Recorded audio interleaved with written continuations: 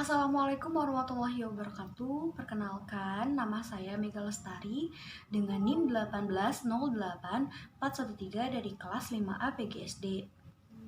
Video ini saya buat untuk memenuhi salah satu tugas ujian tengah semester mata kuliah pengelolaan kelas di SD. Di sini saya akan sedikit menjelaskan bagaimana cara pengelolaan tempat duduk yang baik untuk anak SD. Nah, biasanya ada beberapa orang yang berkata bahwa tempat duduk yang terbaik itu yang berbentuk O, atau tempat duduk yang terbaik itu yang berbentuk U, atau ada juga yang sering bilang bahwa tempat duduk yang terbaik itu yang dikelompokkan gitu. Ada juga yang berkata bahwa tempat duduk yang terbaik itu yang berjejer ke belakang. Nah, sebenarnya kita tidak bisa berkata bahwa tempat duduk yang terbaik itu yang seperti ini gitu, tidak ya teman-teman. Jadi tempat duduk yang terbaik itu adalah tempat duduk yang disesuaikan dengan situasi dan kondisi jumlah anak tersebut gitu. Sekarang kita ambil contohnya, misalkan kita didapatkan dengan kelas yang gemuk gitu. Kenapa disebut kelas gemuk? Karena berisi mungkin kisaran 38 siswa sampai dengan 40 siswa gitu. Nah, itu benar-benar tidak mudah bagi kita untuk mengelolanya gitu loh teman-teman. Jadi kita sulit untuk mengatur posisi tempat duduk yang seperti apa yang sesuai dengan mereka, dengan kapasitas mereka yang banyak gitu. Nah, tetapi bukan berarti kita tidak pernah mencobanya gitu loh. Bahkan kita memang perlu untuk mencobanya gitu agar kita paham, agar kita bisa memilah gitu bahwa tempat duduk yang seperti apa sih yang cocok dengan murid kita yang banyak ini gitu. Seperti itu.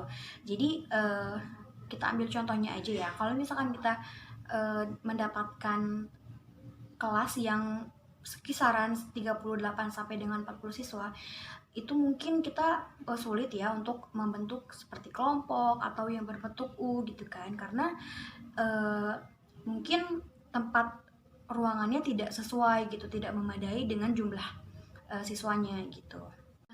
Kita kasih contoh lagi, misalkan kita membentuk tempat duduk yang berkelompok gitu. Mungkin kalau misalkan dari segi penglihatan kita gitu ya, memang terkesan sangat rapi dan mungkin bisa dibilang tertata gitu ya. Tetapi gitu pada kenyataannya peluang mereka untuk ribut, untuk ngobrol tuh sangat besar ya. Karena jarak mereka sangat berdekatan dan juga sampingnya mereka tuh dekat sekali gitu. Jadi kesempatan mereka buat ngobrol tuh sangat besar gitu loh. Nah, ketika mereka sudah ngobrol, apalagi sampai dengan ribut itu, kita sulit gitu, sulit untuk mengembalikan situasi kelas yang kondusif lagi gitu. Jadi kita harus memang benar-benar apa ya, mungkin harus dipikirkan kembali kalau misalkan kita harus memilih tempat duduk yang berbentuk kelompok ini gitu. Nah, ketika kita sudah mencoba untuk membentuk tempat duduk itu seperti kelompok gitu, tetapi pada kenyataannya memang tidak kondusif gitu untuk kelas yang banyak ini gitu. Dan pada akhirnya kita mencarilah gitu dengan cara apa lagi nih kita harus membentuk tempat duduk yang terbaik gitu buat kelas yang jumlahnya sangat banyak ini gitu. Dan akhirnya kita memilih tempat duduk yang terbaik itu yang berjejer ke belakang gitu. Karena memang untuk kelas yang banyak ini ya cocoknya memang tempat duduk yang berjejer ke belakang gitu. Nah, mengapa kita bisa mengatakan bahwa tempat duduk yang berjejer ke belakang ini yang cocok dan yang terbaik untuk kelas yang gemuk ini gitu, kelas yang mencapai 40 siswa ini gitu. Karena kita juga memandang dari beberapa faktor gitu. Yang pertama itu keleluasaan pandangan siswa. Jadi ketika kita mengolah tempat duduk yang berjejer ke belakang itu, semua pandangan murid itu ke depan gitu, tidak ke kanan atau ke kirinya mereka gitu.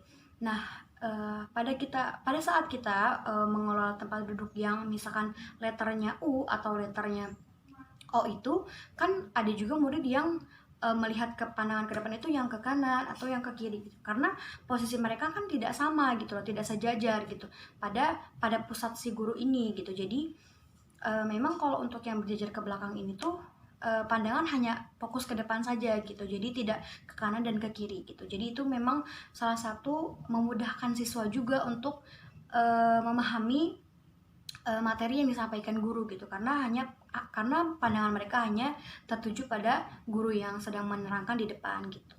Untuk yang kedua ini yaitu akses yang mudah gitu. Kenapa bisa dibilang akses yang mudah?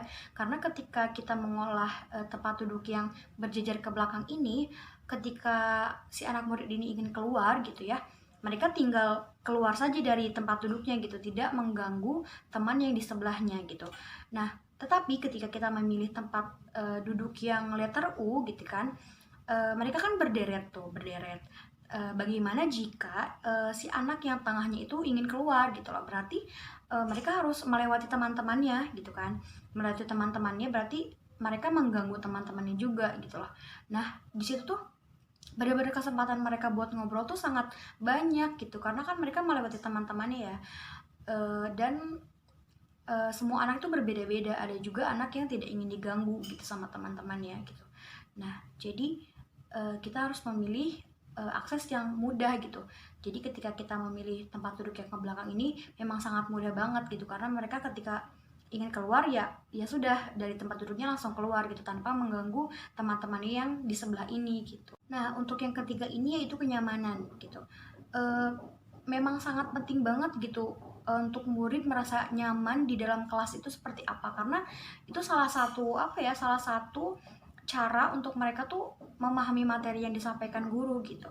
Nah, untuk kita mengolah tempat duduk yang berjejer ke belakang ini mungkin bisa dibilang sangat nyaman banget gitu, karena mereka cuma duduk berdua aja gitu, tanpa ada teman-teman yang lain gitu, mungkin yang sekiranya bisa memudahkan mereka untuk ngobrol dan ribut gitu loh.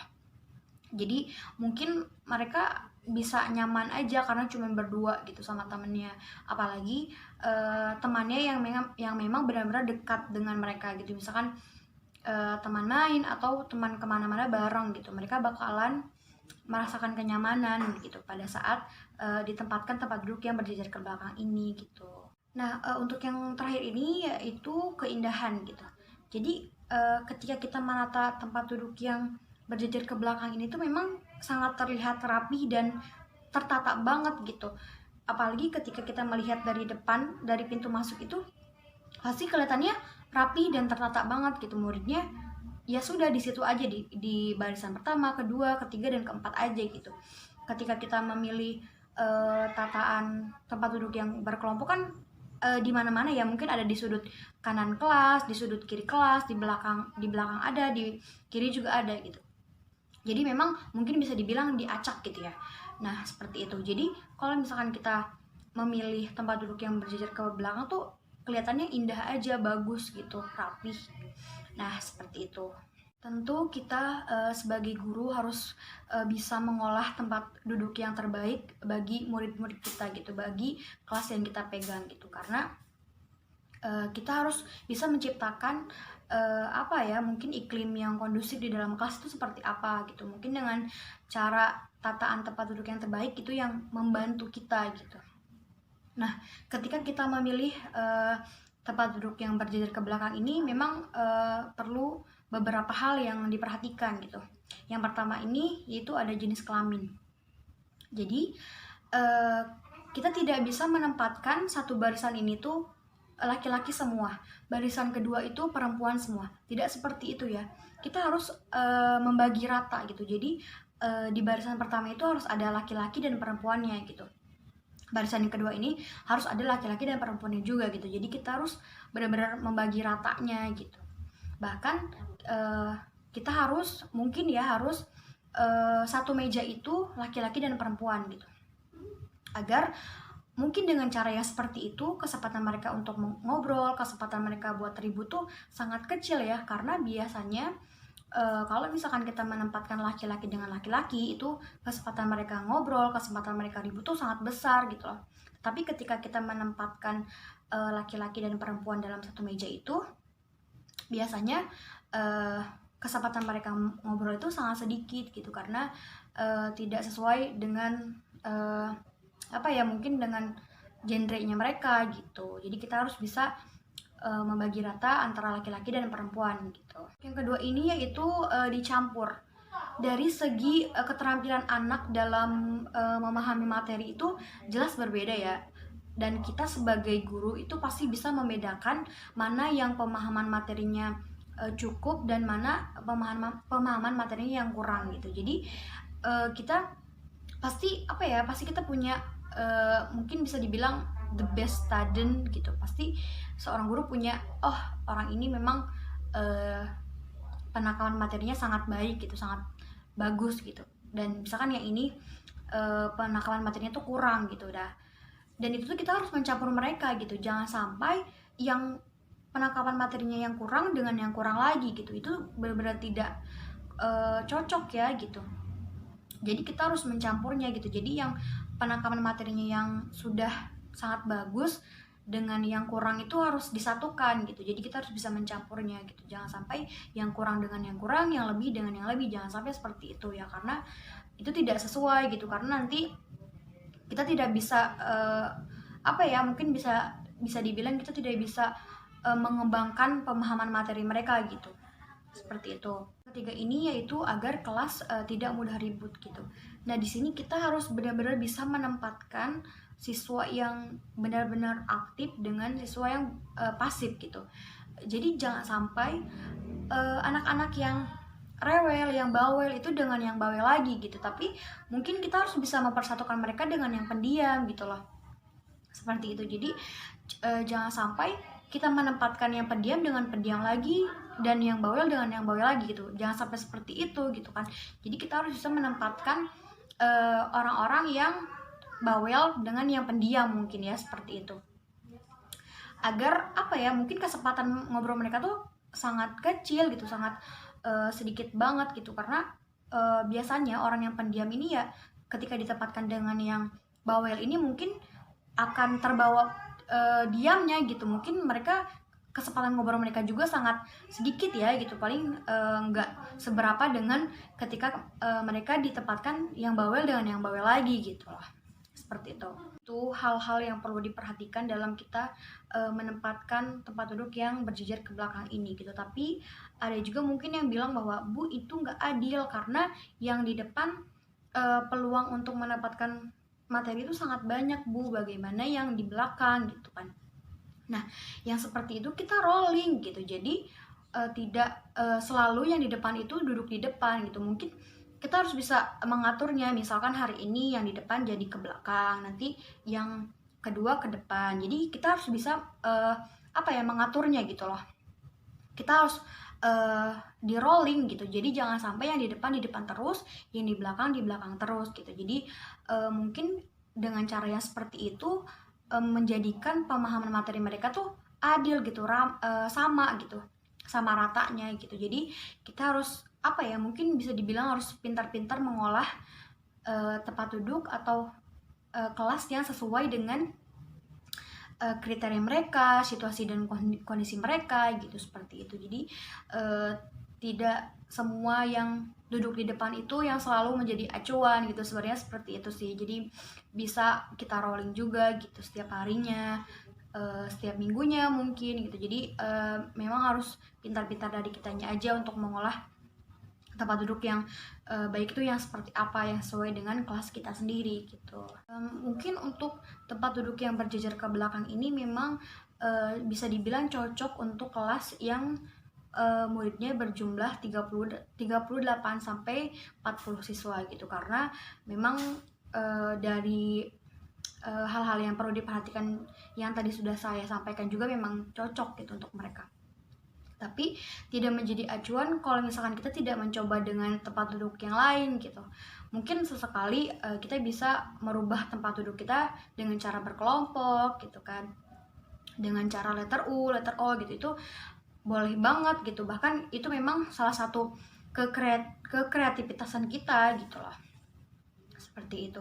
Jadi tidak selalu menjadi acuan gitu. Mungkin untuk yang letter U gitu, terus yang berkelompok itu mungkin yang kelas yang ideal gitu, itu sangat cocok banget karena mereka muridnya hanya sekitaran 24 sampai 28 orang gitu. Nah jadi memang benar sih kalau misalkan ada yang bilang tempat duduk itu menentukan prestasi. Memang benar banget sih, karena mungkin semua guru juga paham ya, paham dengan kriteria mereka seperti apa, pemahaman mereka seperti apa gitu loh. Jadi mungkin itu apa ya, memudahkan kita juga untuk mengatur dan mengelola mereka dengan cara seperti apa nih gitu. Nah, dengan kita paham, dengan kita tahu tuh kita mudah, oh sepertinya tempat duduknya seperti ini nih yang sesuai dengan kondisi kelas kita gitu. Karena kita tidak bisa bilang bahwa ini yang terbaik untuk semuanya, ini yang terbaik untuk semua kelas. Sebenarnya itu tidak bisa banget ya, karena ya kita disesuaikan dengan situasi dan kondisi kelas kita gitu. Ada kelas yang cuman sekitaran 28 sampai 30, ada juga yang lebih gitu. Dan itu tuh memang benar-benar beda gitu, beda situasinya tuh beda gitu. Jadi kita juga harus bisa menempatkan tempat duduk yang seperti apa yang sesuai gitu loh. Jadi ketika kita bisa mengatur dan mengelola tempat duduk yang baik untuk mereka, dan itu pasti membuat mereka nyaman juga gitu, dan memudahkan mereka untuk menangkap materi yang kita sampaikan gitu. Dan yang pastinya yang membuat kelas kita yang menjadi kondusif gitu, seperti itu. Mungkin itu saja yang dapat saya sampaikan menurut saya gitu ya, karena memang banyak banget teori-teori yang mengatakan bahwa pengelolaan tempat duduk yang baik itu yang seperti ini gitu, tapi pada kenyataannya memang kenyataan di lapangannya memang selalu berbeda gitu dengan situasi dan kondisinya mereka gitu. Jadi intinya pengelolaan tempat duduk yang baik itu yang disesuaikan dengan situasi dan kondisi mereka gitu. Tidak bisa kita mengatakan ya ini yang terbaik, ya ini yang terbaik, itu tidak bisa ya teman-teman. Jadi mungkin itu saja yang bisa saya sampaikan, kurang lebihnya mohon maaf. Assalamualaikum warahmatullahi wabarakatuh.